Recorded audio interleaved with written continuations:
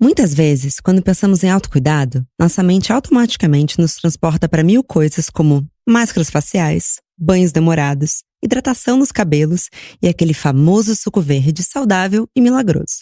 Mas vamos ser sinceras? Tem um pouco disso tudo mesmo. Mas atenção, o verdadeiro autocuidado acontece um pouquinho antes de todas essas atitudes que tomamos em relação ao nosso corpo físico. Ele começa quando você encara sua mente e aprende a abraçar suas virtudes e até aquelas pequenas falhas difíceis de engolir. No fundo, se autocuidar simboliza o olhar para dentro, conhecer e respeitar seus limites, aprender a dizer não sempre que preciso, confiar na sua intuição e mirar na sua felicidade, sem medo do que as outras pessoas podem pensar a respeito das suas escolhas. Bom dia, Óbvias! Eu sou Marcela Ceribelli, CEO e diretora criativa da Óbvias, e hoje vou conversar sobre autoconhecimento e autocuidado como formas de cura, com a artista multidisciplinar Juliana Luna.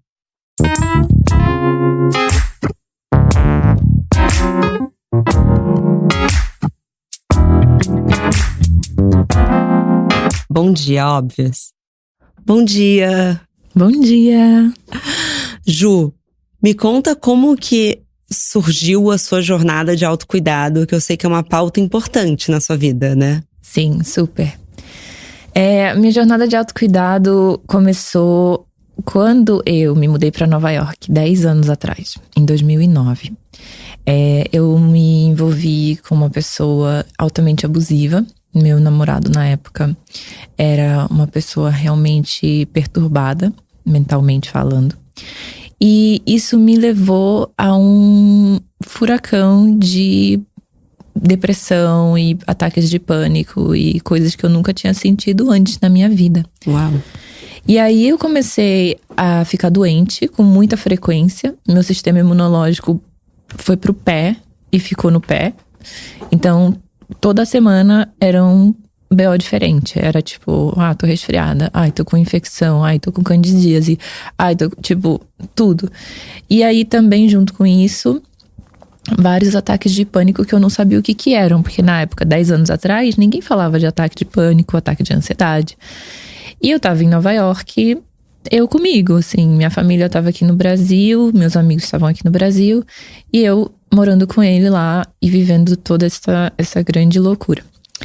E aí, eu comecei a perceber que eu tinha abandonado a minha vida. Eu tava tentando sempre provar algo pra ele, o tempo inteiro nesse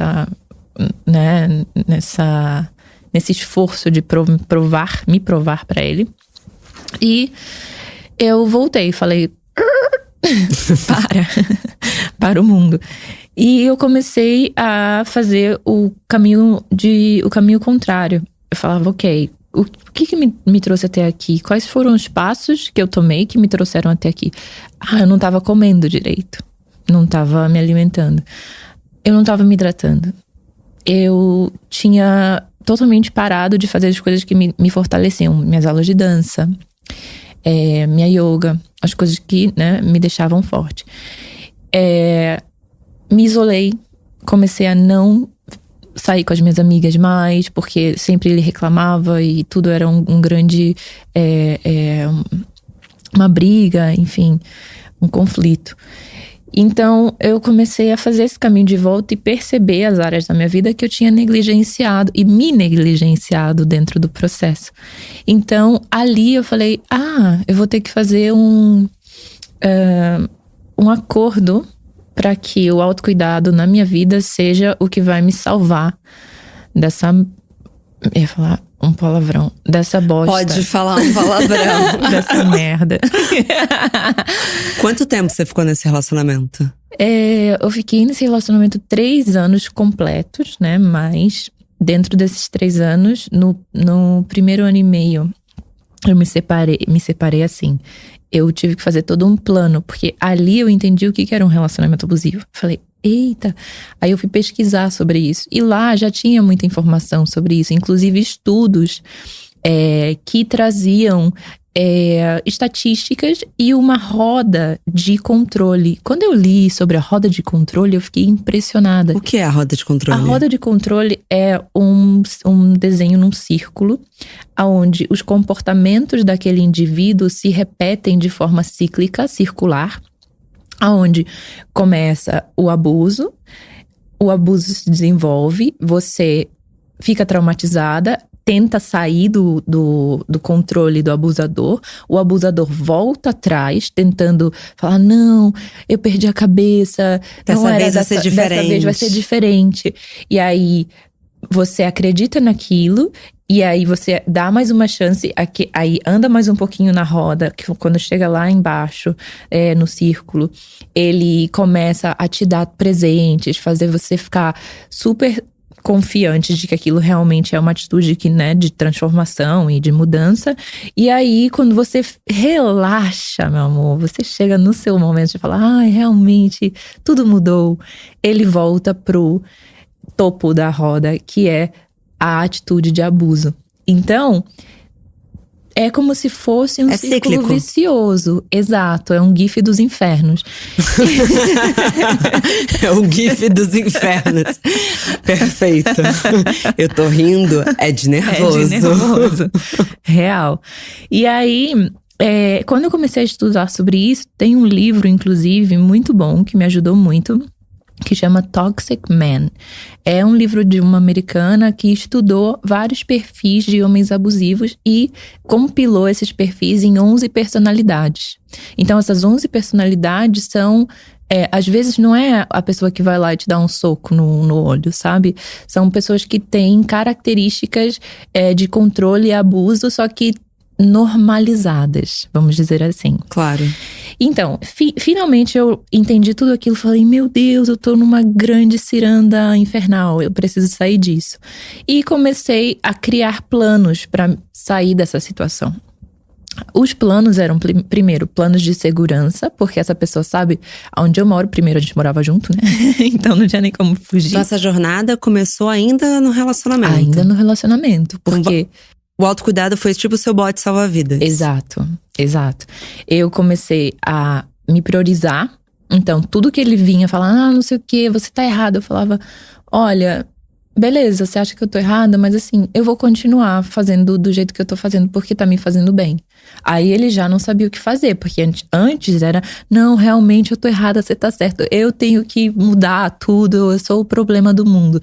E aí eu comecei a inverter essa lógica, falar, não, o que eu tô fazendo tá me dando suporte pra uma vida com um pouco mais de respiro. Porque assim, um mínimo de respiro já fazia infinita diferença. Claro. Quando você tá assim numa situação totalmente vulnerável, um mínimo de paz na sua vida já te resgata, assim, sabe? Já te dá mais energia.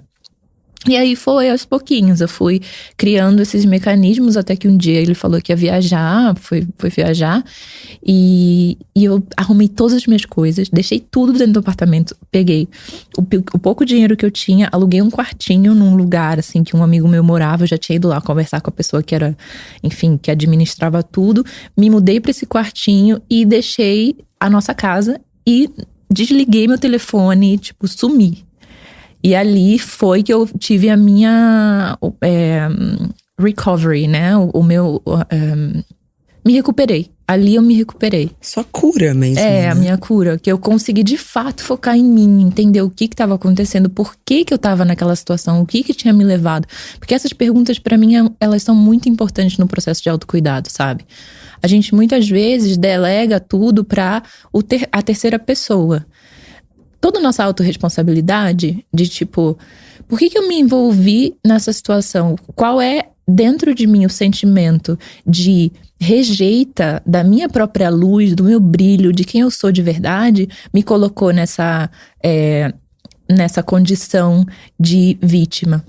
Claro, e eu acho legal trazer a autorresponsabilidade, mas quando você, que é uma referência para muitas mulheres, fala que levou um tempo para diagnosticar esse relacionamento, é importante para as mulheres também não se culparem. Nunca, não, a culpa é a pior coisa que possa existir na nossa experiência, assim. Eu acho que essa foi também uma das coisas que eu tive que descobrir. E isso tudo foi uma autodescoberta, sabe? Eu não tinha grana pra pagar uma terapeuta, enfim. Então, eu sozinha fui lá pesquisar, ler livro, entender, ia na internet, conversava com pessoas. E aquilo foi fazendo muito sentido pra mim. A culpa é uma das aliadas do abusador. Porque a culpa traz, na nossa experiência, o remorso. E quando a gente se arrepende, a gente quer voltar pro passado. A gente não vive no presente. E eu acho que toda a minha jornada de autocuidado me ensinou que o momento presente é o momento para estar mais viva, sabe? Na nossa experiência. Uma coisa que eu sinto que é muito repetitivo também em relacionamentos abusivos é o abusador falar que você é egoísta. Muito, nossa. Que é um dos dilemas do amor próprio. Porque nós mulheres, a gente, na maior parte das vezes, a gente é criada muito para dar, né? Quando a gente fala do instinto maternal, a gente tem que sempre se doar muito. Sim. E essa tomada de decisão de você se cuidar sempre esbarra num… Será que eu tô sendo egoísta? Sim, muito. A sociedade reforça isso na gente, né? Tipo, aí falando sobre essa metodologia que, enfim, eu tô desenvolvendo e tal… A gente… Conta mais. Conta. Eu desenvolvi uma metodologia chamada The Aluna Method, justamente porque o Aluna Method é uma forma da gente se conectar com a nossa ancestralidade de forma mais orgânica. Porque a gente vive num mundo com uma referência de perspectiva que vem do Sol. O sistema solar é o sistema onde o patriarcado construiu toda uma narrativa de sistemas e dinâmicas que fazem com que a gente se relacione umas com as outras numa forma específica, com outras pessoas do sexo oposto de uma forma específica, com o trabalho, com a vida, enfim, a sociedade se organiza baseada nesse sistema, que é um sistema onde o Sol é o venerado. E a gente esqueceu que a nossa natureza é lunar. A nossa natureza é a nossa intuição. E eu não estou dizendo como mulheres somente, eu estou dizendo como humanidade, né? Nós somos seres altamente absorvivos como seres humanos. A gente absorve, tanto que você chega num ambiente que tem uma energia truncada, logo você começa a ficar… Ai, não tô passando meio mal. Ai, não tô me sentindo bem. Nossa, completamente. Sabe? E tem que saber escutar. Tem que saber escutar. Por quê? Porque o seu campo energético absorveu aquilo e aquilo te impacta diretamente. Como você começa a experienciar esse impacto? Através das suas sensações e emoções. Você começa a ficar irritada ou com raiva. E você não sabe de onde veio essa raiva. Você fica… Meu, que raiva é essa? Tava aqui, ó, pleníssima, entrei na festa e fiquei frustrada e me deu uma irritação profunda e gerou raiva em mim, sabe? Sim. E aí você absorve aquilo, se identifica com aquilo e aquilo acaba com a sua noite, ou com o seu dia, ou enfim, né? Com a sua experiência. Então, assim, o que eu fui investigar dentro desse processo? Eu fui investigar essa perspectiva lunar sendo a nossa base e a perspectiva solar vindo como um complemento a essa base. Então, as duas coisas se unem e geram uma experiência equilibrada. Não só a gente tentando ser uma coisa que a gente não foi naturalmente, organicamente criada para ser. A gente não nasceu solar, a gente nasce lunar. Tanto que na lua cheia, muito mais bebês nascem no mundo. É mesmo? É. Que bonito. Eu sou uma canceriana, então… Ai, que amor, eu amo. Então eu me conecto muito com a lua. E você também. falando, eu não sei se… o Emicida fez isso de propósito, mas tem uma música linda do Amarelo, que é o último álbum dele, que acho que é Amanhecer. E ele fala, a merendeira desce, o ônibus sai. Ele fala, e o sol só vem depois. Que ele faz uma homenagem. Desculpa ter cantado, gente. Pra quem teve que ouvir isso agora. Amor, canta. Tá tudo bem. Gente, ninguém aqui é cantora, mas a gente gosta de cantar, viu? Só e tem tá uma palhinha. E eu ouvi uma entrevista dele no Mamilos, que é um outro podcast que eu amo. Eu acabei de fazer uma no Mamilos e repercutiu imensamente. Elas são maravilhosas. São maravilhosas. Maravilhosas. E ele falou sobre essa música, que é uma homenagem a tudo que acontece antes do sol sair. Que são todas as coisas que acontecem e a gente reverencia tanto o sol. Que lindo. É tão bonito. E, enfim, conectei muito com o que você tá falando agora. Com certeza. É isso. É exatamente essa perspectiva de você honrar não só aquilo que é a perspectiva após o sol, né? Mas aquilo que vem, precede o sol. E andam juntas, e tem o mesmo peso, tem a mesma, né, força. É, um equilíbrio de energia que a nossa sociedade precisa, né? Exato, que a gente não tá tendo. Então, a Luna Method somos eternos estudantes da Lua. E isso nos traz muito mais base para existir em sociedade. Inclusive para colaborar, para estar juntos, para se compreender e para ter compaixão com relação a quem a gente é, a nossa história, a nossa narrativa. E é tudo isso que a gente acaba vivendo por não permitir que o nosso amor próprio se expresse na nossa vida. Isso é muito bonito, muito bonito. Eu tô meio tocada. Porque é muito verdadeiro. Mas eu queria voltar um pouquinho na timeline, quando você chegou naquele apartamento novo, naquele quarto novo. Quais que foram as primeiras medidas, até de uma maneira mais prática, que você fez? Não, agora eu vou cuidar de mim. Yoga. A primeira coisa que eu fui fazer, gente. Yoga e dança. Eu fui mexer o meu corpo. Por quê? A yoga, ela vem de um processo que me resgatou nesse momento, porque a respiração aliada ao movimento, ela vira uma arma poderosíssima de liberação de espaço. O que eu estava precisando naquele momento? Que toda aquela tensão, toda aquela sobrecarga do meu sistema nervoso que estava causando ataque de pânico, que estava baixando o meu sistema imunológico, que estava me deixando doente, no meu físico, no meu energético e no meu emocional, eu precisava que aquilo tudo desse uma descarregada, como se eu tivesse sobrecarregado uma bateria e estivesse dando curto-circuito. Então, eu precisava de espaço. Claro. Então, a yoga veio para me dar esse suporte na abertura do espaço. E mover o corpo, né, dançar, trazer essa qualidade do movimento, também te dá uma chance para você descarregar, sabe? É catártico, é transformação de energia. Eu falo disso em praticamente todos os podcasts. Fico aliviada que foi você que trouxe, porque eu tô virando praticamente uma pastora do exercício físico. Não tem nada mais verdadeiro. E eu acho que a yoga tem coisas pra mim, que também me tornei praticante de um tempo pra cá. Você passa a se conhecer muito bem, porque você respeita o seu limite. Sim.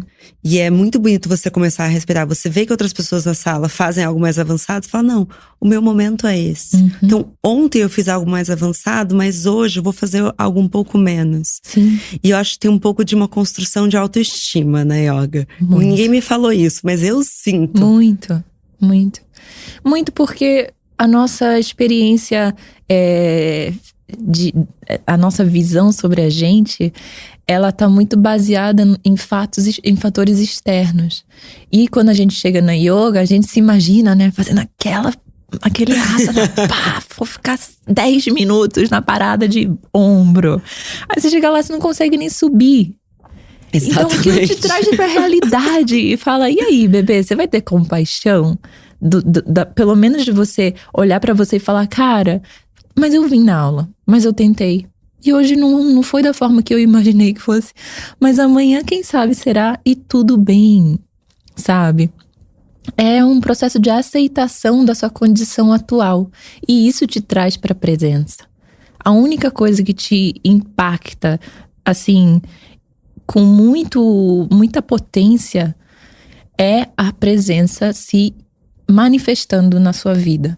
Então, pra mim, exercício físico, yoga, dança, enfim, são formas de você voltar para o seu momento da presença.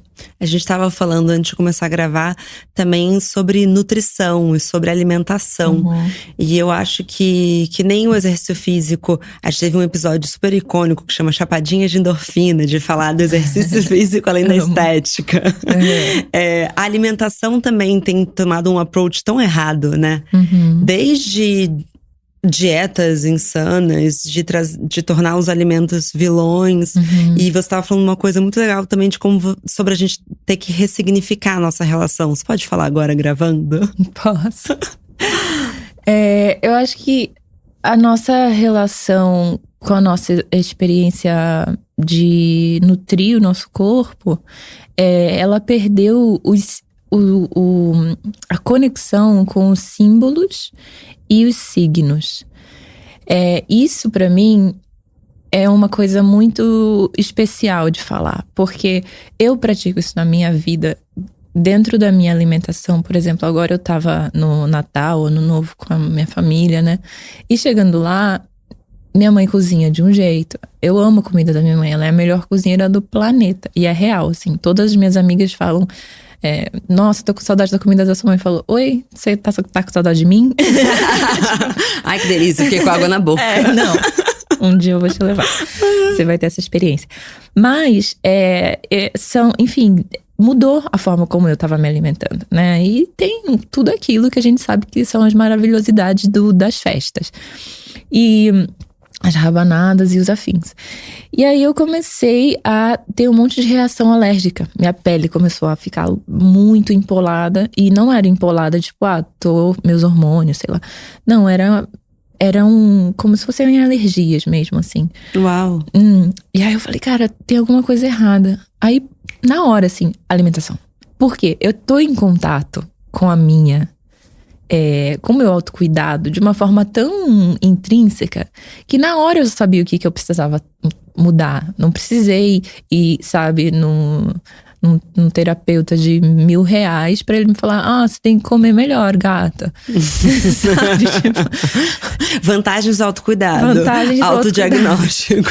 Autodiagnóstico e real também, economizar bastante, né? Não, claro, porque você começa pelo mais básico. Exato. Que é aquela coisa assim, sua alimentação tá toda errada. E aí você vai lá e gasta não sei quanto com suplementos. Exato. E aí você não resolve a questão da alimentação, porque você continua, né, se alimentando com açúcar, coisa industrializada, e gastou uma grana com um monte de suplemento que só sobrecarrega, de novo, sobrecarregando o nosso organismo. Então, qual é a minha dica, ou enfim, a forma como eu resolvo compartilhar sobre esse assunto? Simplificar. Os símbolos e os signos, eles começam a fazer sentido quando a gente tira o barulho. E quando eu falo isso, eu falo de forma metafórica, né? O barulho sendo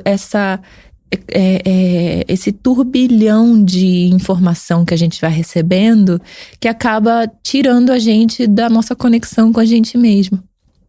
Faz sentido? Faz todo sentido. Faz todo sentido. Eu acho que o barulho, quando a gente pensa em poluição sonora, a gente muitas vezes pensa naquele estigma: as cidades são barulhentas.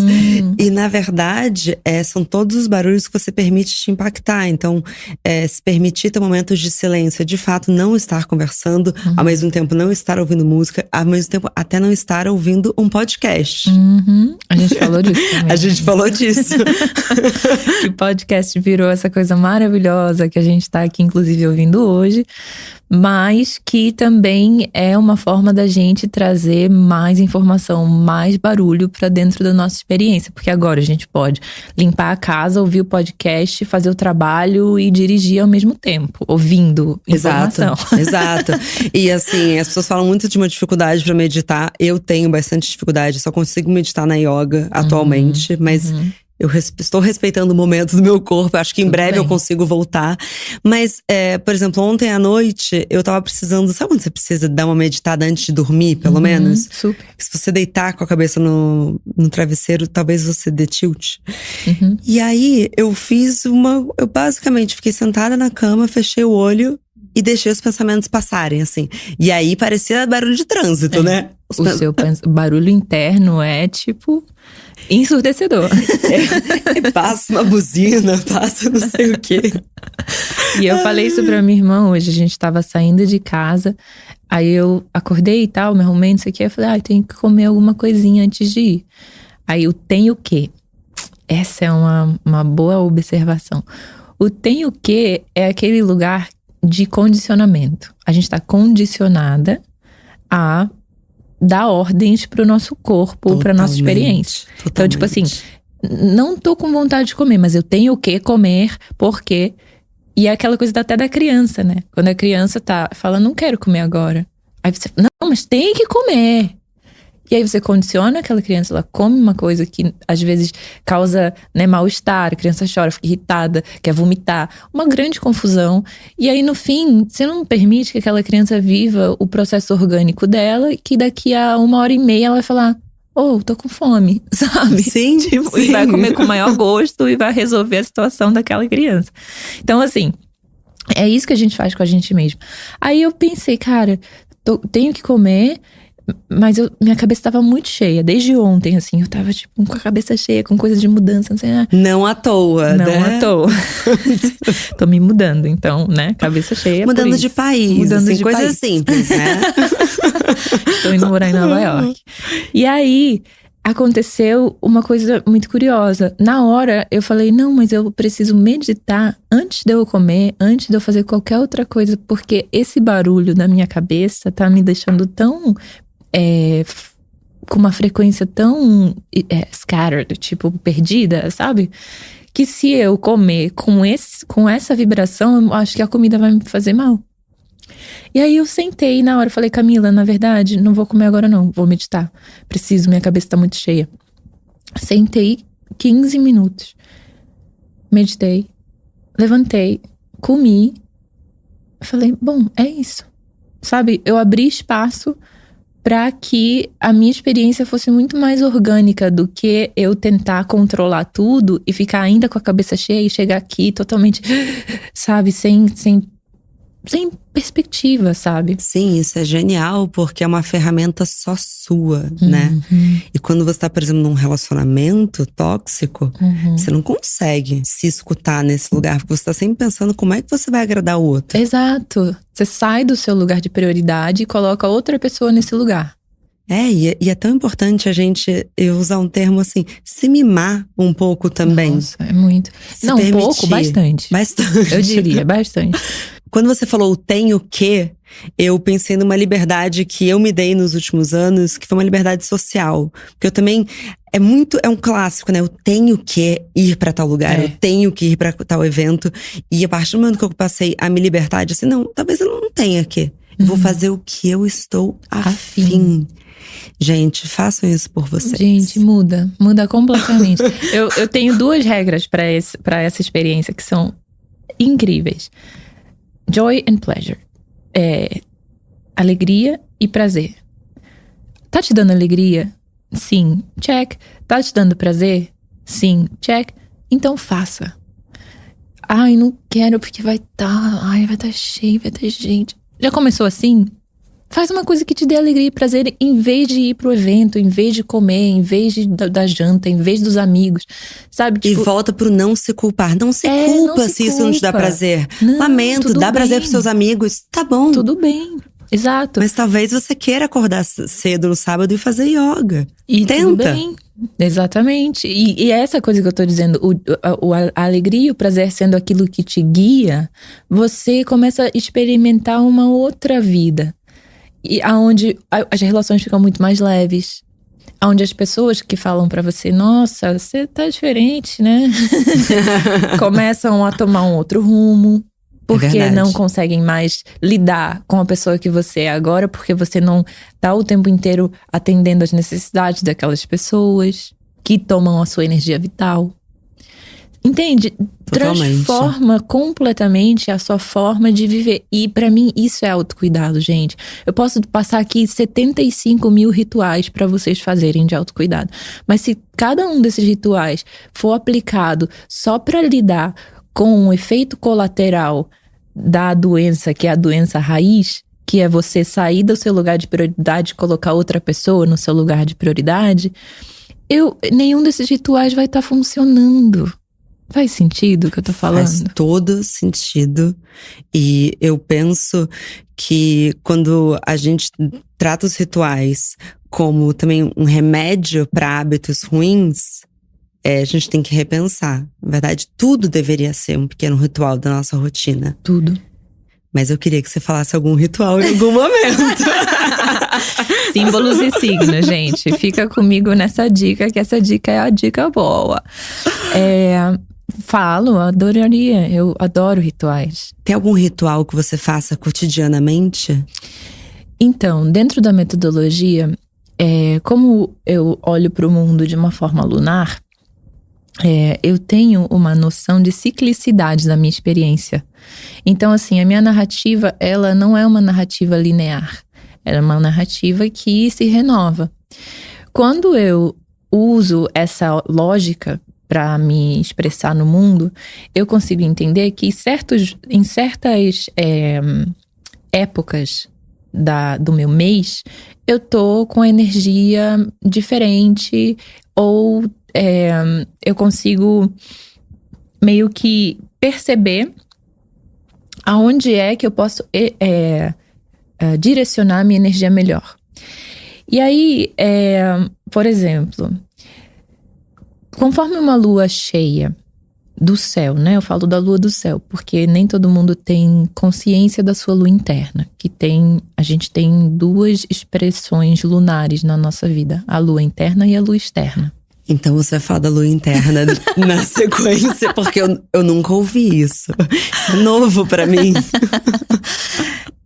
Então, a lua interna, ela é uma...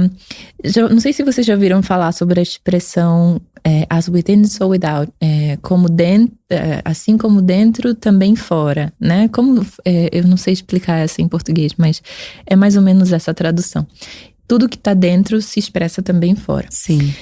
Quando a gente é criada, e como nós somos seres lunares, a gente tem toda uma expressão cósmica dentro da nossa constituição energética, emocional e física, que é uma constituição cíclica, que espelha a constituição cíclica de toda a natureza, de tudo aquilo que existe, que está vivo. Perfeito.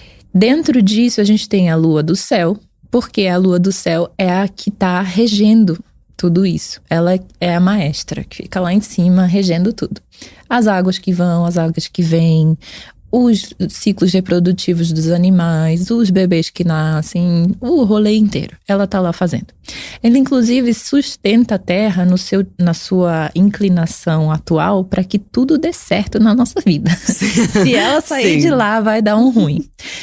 Então, a gente tem a expressão interna da nossa experiência como seres humanos espelha a expressão da natureza. Cientificamente falando, nossos hormônios se expressam assim. Por exemplo, tem hormônios que são só produzidos durante a noite, são hormônios que são produzidos somente durante o dia. Sim. Né? Isso são como se fossem ritmos circadianos que a gente vive sem nem nunca saber. Então, quando a gente fala da lua interna, a gente fala desses lugares onde a nossa energia individual, e a gente volta para o lugar do egoísmo, né? Que todo mundo condena. A nossa energia individual é a que dá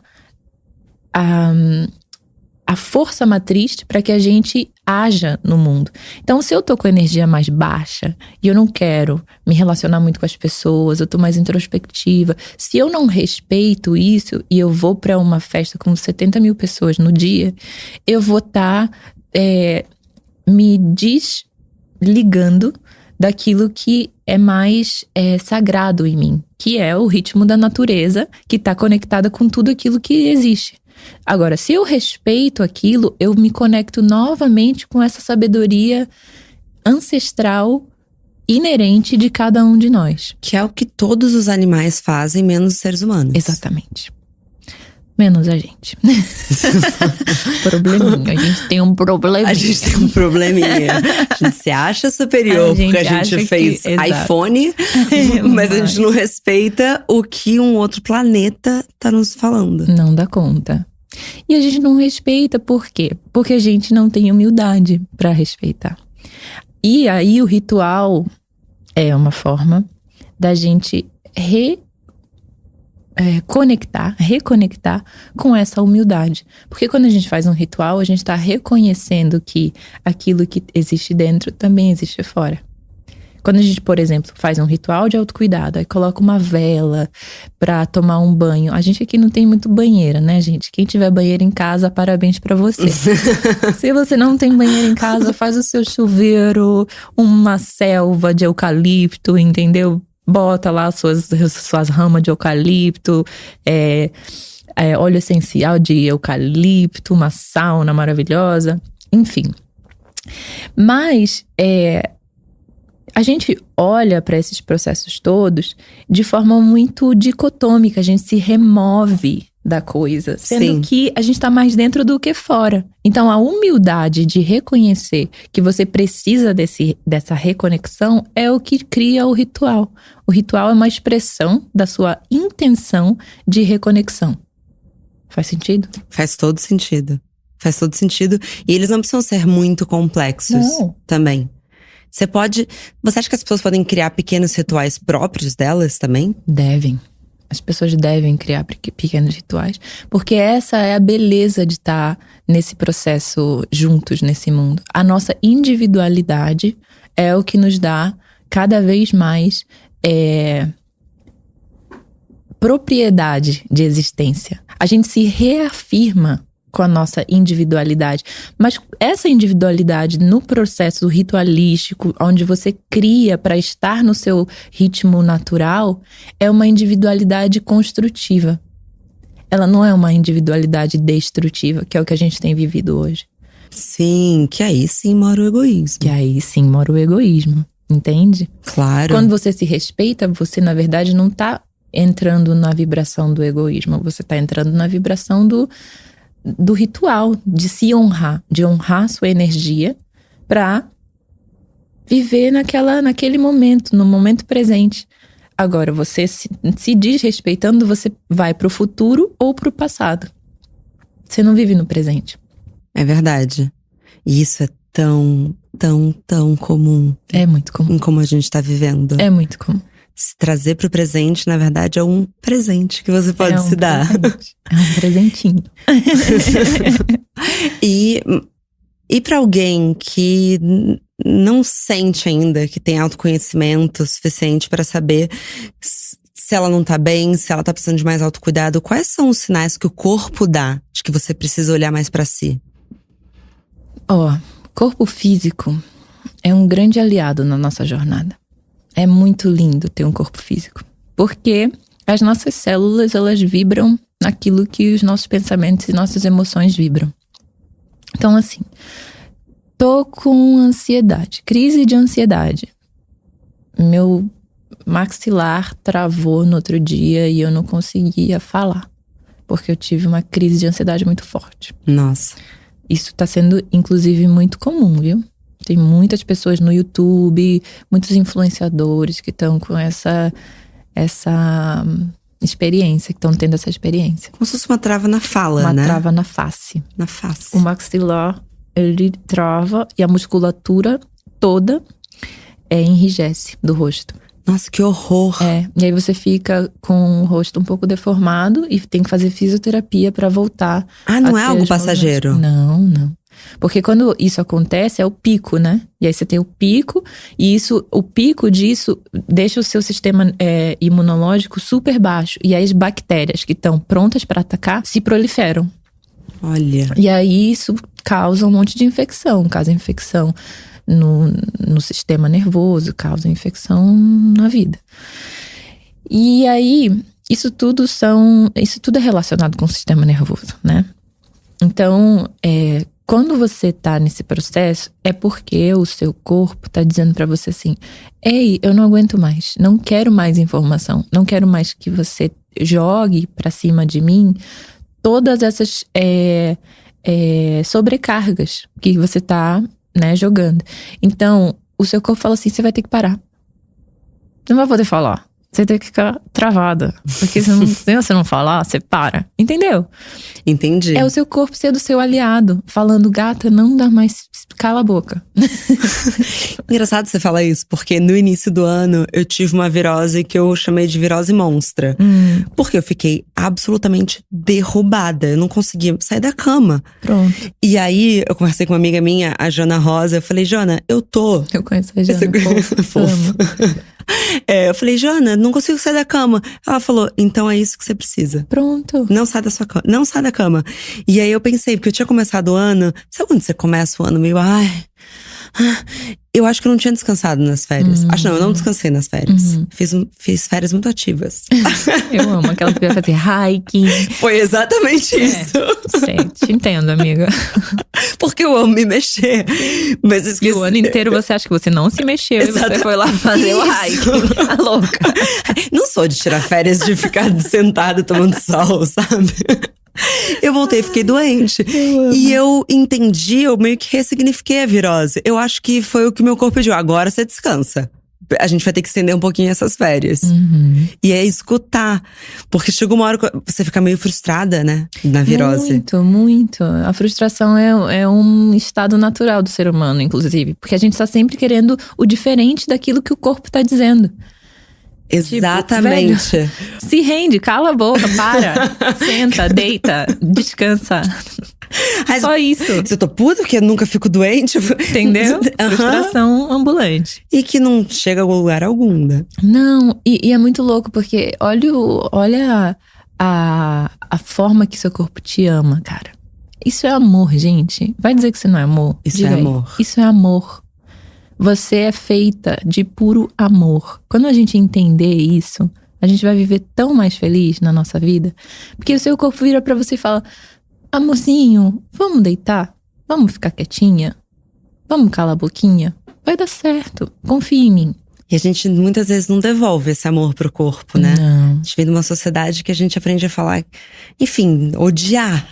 Odiar. Né? Ou então você vai de contra aquilo que seu corpo é naturalmente, né? Sempre tentando mudar algo, tipo. Isso é muito daninho pra nossa experiência orgânica. Muito. E Ju, tem algum ritual que seja pra você se reconectar com a sua essência? Tem vários.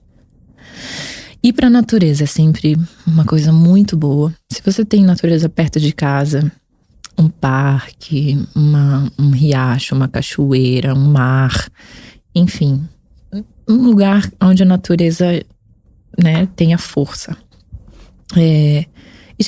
Escreve o que você deseja, assim, para uma vida mais equilibrada. Ou para um momento de mais tranquilidade, de paz na sua vida. Ou as suas frustrações. Escreve suas frustrações também. É bom você ler.